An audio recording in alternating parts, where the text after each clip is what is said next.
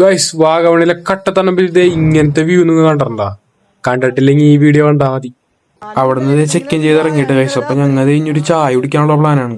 ഈ കാണുന്ന ബിസ്ക്കറ്റിന്റെ ഒരു ചായ വേണ്ട നമുക്ക് കുടിച്ചേക്കാം. ചായക്കടയിൽ എത്തിയിട്ട് അമ്മ ഭാഗ്യം എന്ന് പറയട്ടെ, നടന്ന് ഞങ്ങൾ പോണ ടൈമിൽ ഭയങ്കര ഒരു മഴ വന്ന് ഒരു വണ്ടിക്കാരെ നിർത്തിയുള്ളൂ. നമ്മൾ രക്ഷപ്പെട്ടിട്ട് ഗൈസ്, അല്ലെങ്കിൽ ഞങ്ങൾ മൂഞ്ചിയനെ.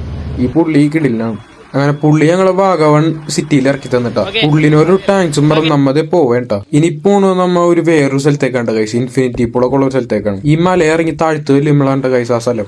ഇതാണ് ആ മനോഹരമായ സ്ഥലം. ഇവിടുത്തെ നേച്ചർ ബ്യൂട്ടി എന്നൊക്കെ പറഞ്ഞ ഗൈസ് അതൊക്കെ കണ്ടിരിക്കണ്ടാണ്ട് ഇടക്കൊക്കെ വന്ന് കാണാം. എല്ലാരും ഇപ്പൊ കുളിക്കാൻ ഇറങ്ങാൻ നിൽക്കണം. അപ്പൊ ഞാനും ഇറങ്ങാന്ന് വിചാരിച്ചു. ഗായ്സ് ഒരു വാണിംഗ് ആണ് കേട്ടോ, വേറൊന്നുമില്ല.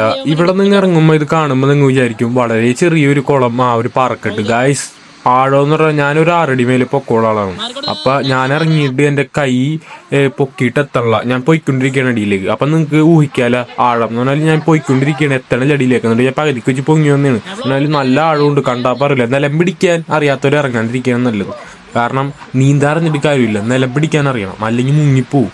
അപ്പൊ നിങ്ങൾ സൂക്ഷിച്ചിറക്കാം.